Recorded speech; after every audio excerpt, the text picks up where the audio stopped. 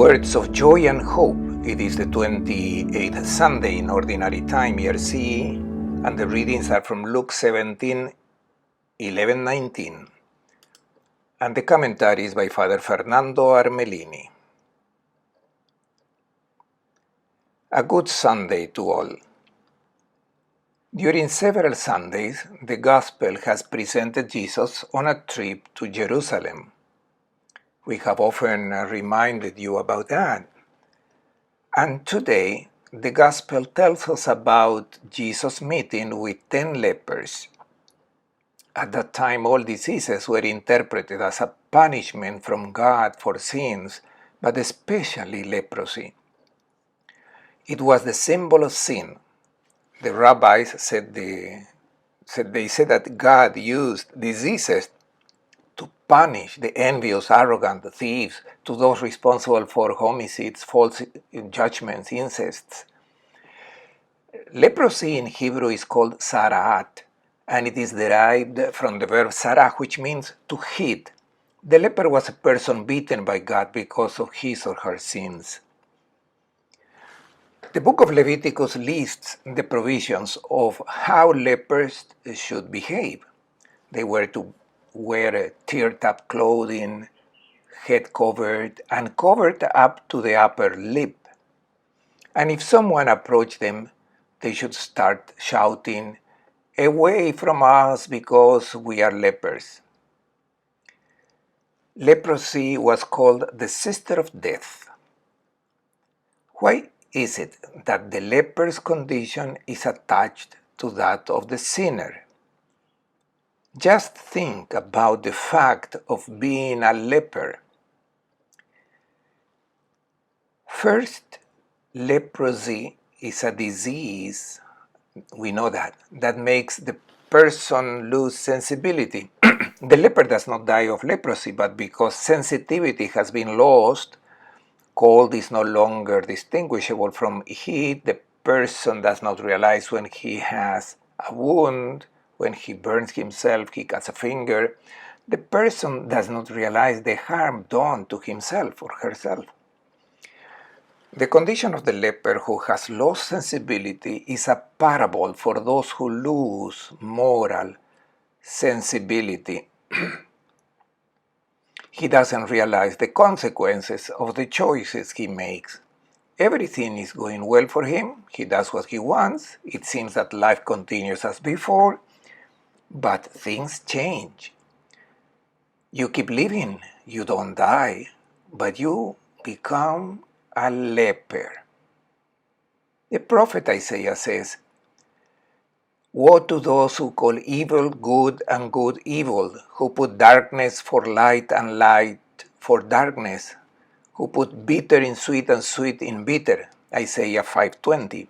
It is exactly what happens to those who lose moral sensitivity. They no longer distinguish good from evil, just like what happens to the leper who lost sensitivity. And the consequences are dramatic because the person is disfigured. He becomes an ugly person, disgusting. This is what happens to the one who has lost moral sensibility. He dehumanizes himself without realizing it. Think of the corrupt, the violent, criminal person. We don't say he's a good person. The second characteristic of the leper is that he is marginalized. He is marginalized because he is repellent. Those people were required to live outside the inhabited place. It also happens with the one who has lost moral sensitivity. In the long run, one tries to avoid them. Seeing an unfriendly person, we say that everybody avoids him like a leper. This is what happens with those who want to live apart from what Christ proposes. He does not become a beautiful, attractive person, but a person whom everyone tries to avoid. Lepers were also people considered far from God. They were impure, rejected not only by people but also by God, because God is the God of life and the leper is a symbol of death. What does Jesus think of these people who are in such a desperate condition? Jesus finds 10 lepers. They are the image of what Jesus thinks about another leprosy that makes us bad, that deforms us, makes us inhuman. It is sin. Let us try to understand Jesus' thinking in the episode that only Luke brings and that corresponds to today's gospel text. Let us listen. As Jesus continued his journey to Jerusalem, he traveled through Samaria and Galilee. And as he was entering a village, 10 lepers met him. They stood at a distance from him and raised their voices, saying, "Jesus, Master, have pity on us." And when he saw them, he said, "Go show yourselves to the priests." As they were going, they were cleansed. Certainly, Jesus has helped and healed lepers. Jesus has cured many diseases. No one has denied that Jesus has made these gestures of love. But the way the evangelists narrate the wonders made by Jesus is not only information that they want to convey, a chronicle of what happened, but it is always about parables that want to indicate what happens to a person who is marked by sin when this person finds Christ. We find Christ in the gospel. So today, we will approach this text as a parable of the person who meets the gospel after being ruined by his own sin. Jesus enters a village and 10 lepers meet him.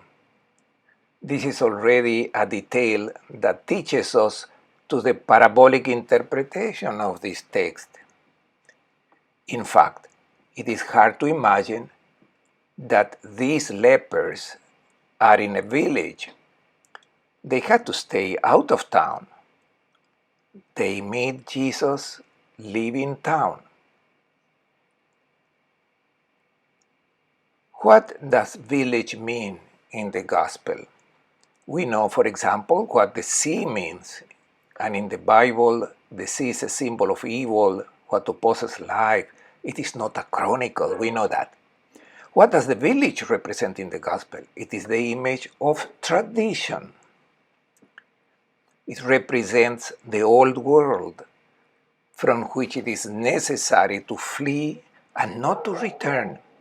Remember, for example, that when Jesus heals the blind man in Bethsaida, he takes him out of town. In the village, they are all blind. Everyone thinks and are convinced that they see, but they are blind. And at the end, Jesus tells the blind man not to return to the village. He had his home in Bethsaida. How does he get into his house without entering the village? Impossible. He should not enter the village, that is, the way of thinking and living of all. Note, in addition, that it is not one but 10 lepers. And the number 10 indicates the whole.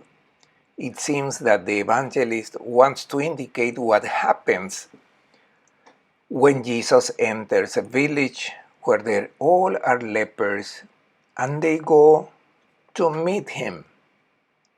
And what happens when they find Christ?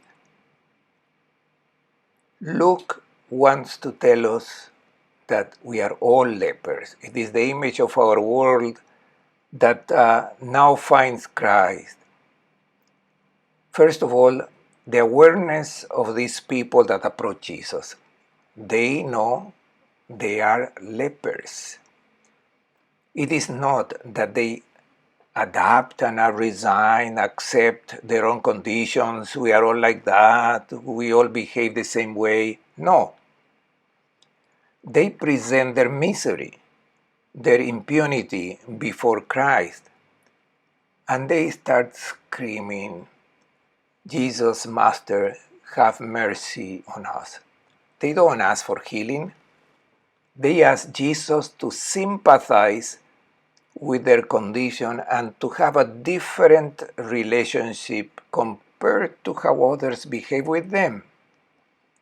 Lepers feel far from family, affection, friends, and also from God. Nor could they pray, because the rabbi said, "You leper are accursed, punished by God. And if you pray to God, He doesn't listen to you." These lepers turn to Jesus and ask Him, "You, how do you see us? Can you do something for us? Will you reject us too?" When He saw them, He said, "Go show yourself to the priests." What did the Torah establish? It stated that when one thought that he was cured of leprosy, in reality leprosy was not cured. But when he realized that he no longer had the signs of leprosy, and by leprosy they understood any skin disease, they had to go to the priest, show them his body, and so the priest could recognize that this person was no longer a leper and could return to society. To these 10, Jesus says, "Go show yourself to the priests." Let us notice something important. The lepers, we will see right away, were made up of Jews and of Samaritans. When people think of themselves that they are healthy, they are good, they are separated. When they become aware that everyone is sick, fragile, weak, they don't hate each other anymore. They are together. Together they ask Jesus, and together they obey Jesus with faith.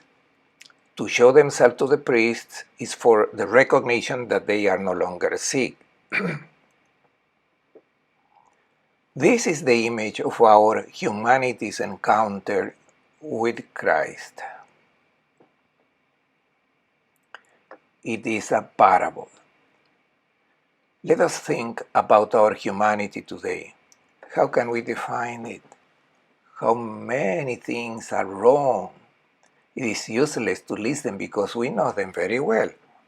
Wars, violence, injustices, marginalization. It is a leper humanity, a bad humanity that no longer distinguishes good from evil. We do what we like, what interests us.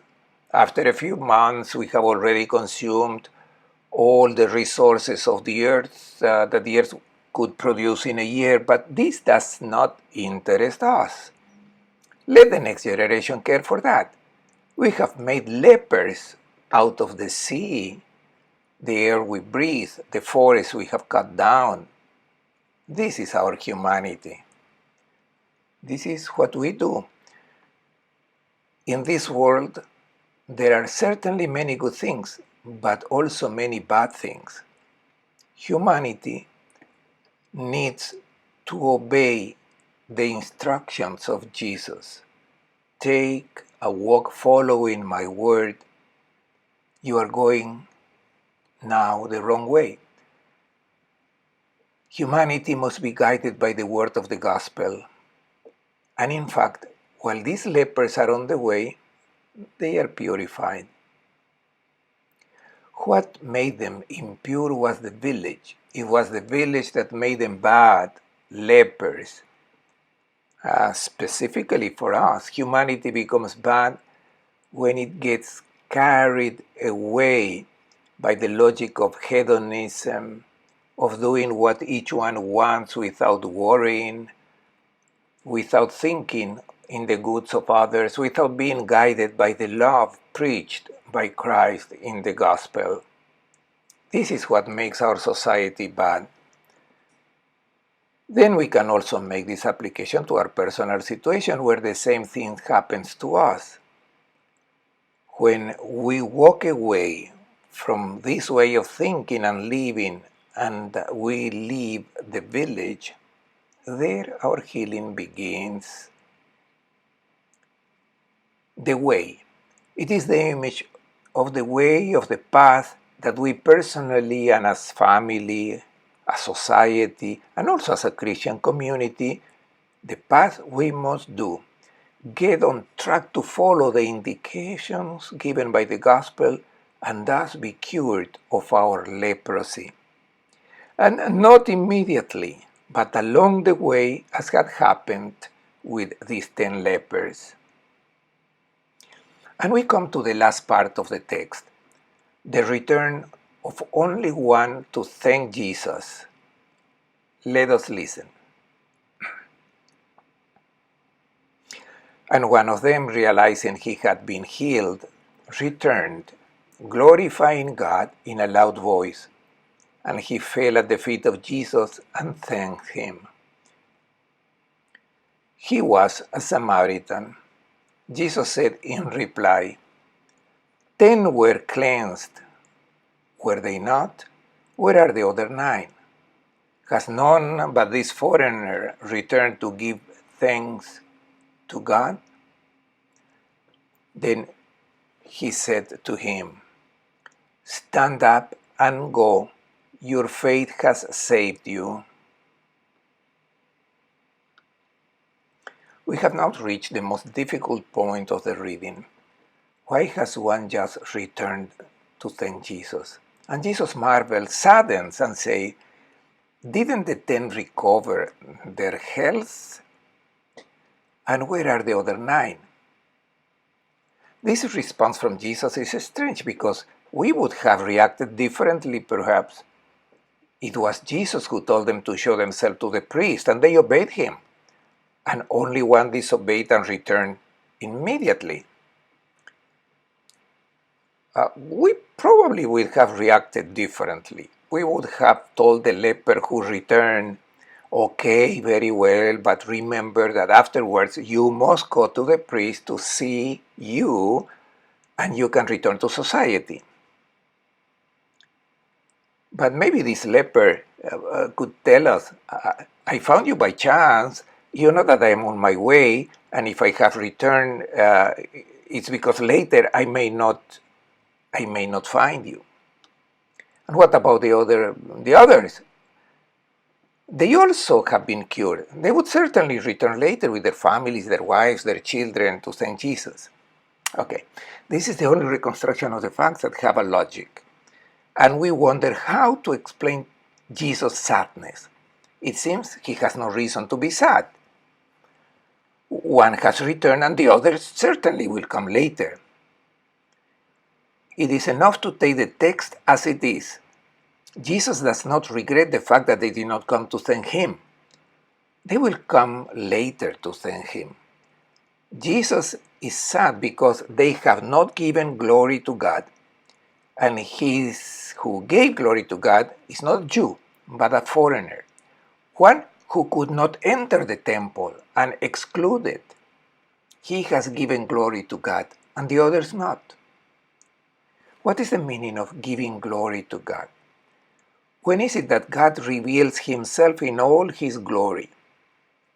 We think perhaps that God manifests his glory when he displays his strength, his power, for example, in the Old Testament, when he divided the Red Sea in two, or when he confronted his enemies and defeated them.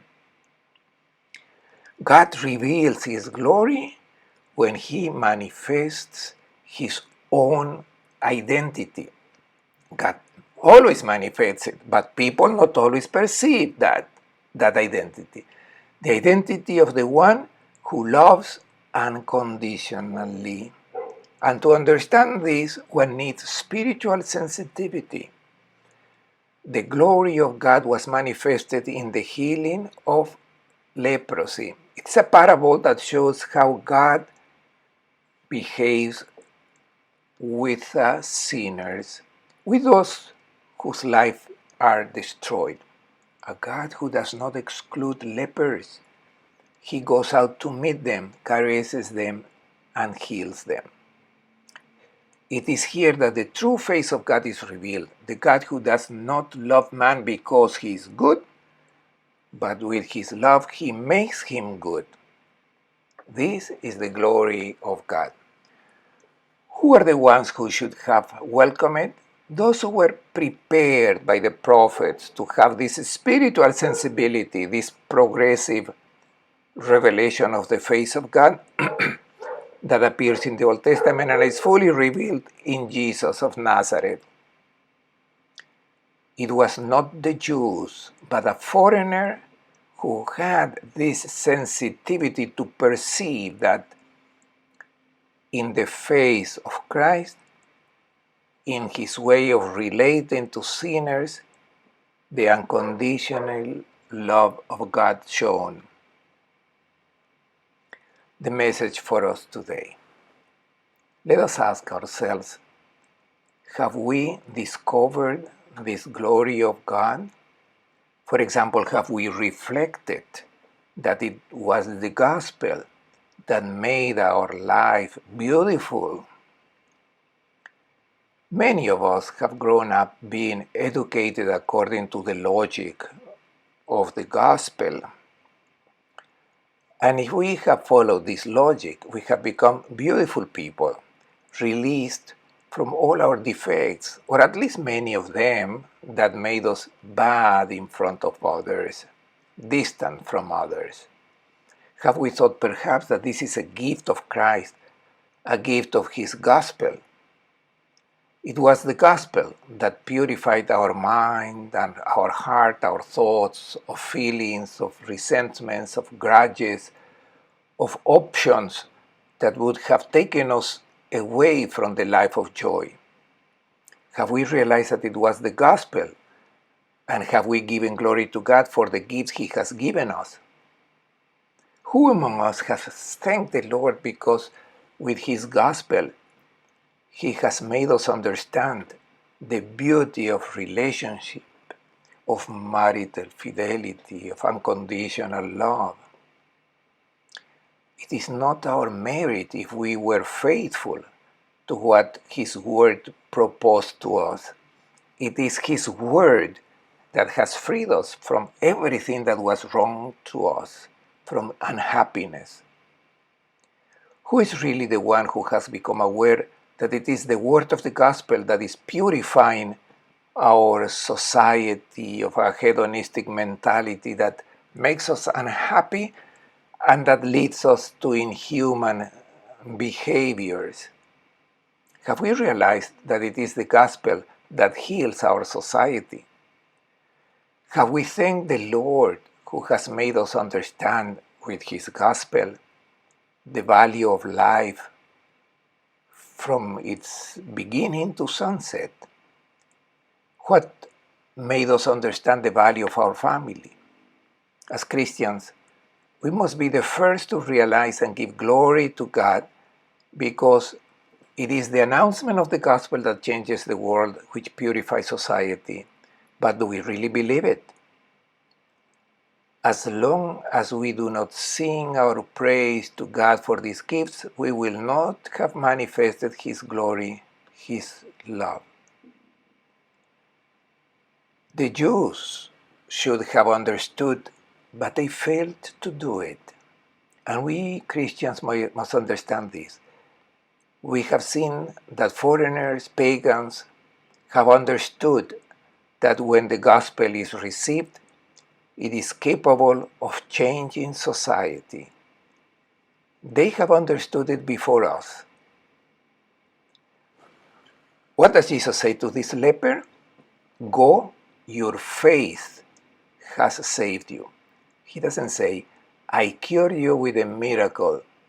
It is your faith that has made you beautiful, that has freed you from all the bad things that prevented you from relating to others and to God. Salvation comes from faith. We know that faith does not mean that God exists and that Jesus has given good teaching. Faith tells me that when I hear the words of the gospel, I trust. I anchor my life in what the gospel tells me. If I give my adhesion, my faith saves me. I wish you all a good Sunday and a good week.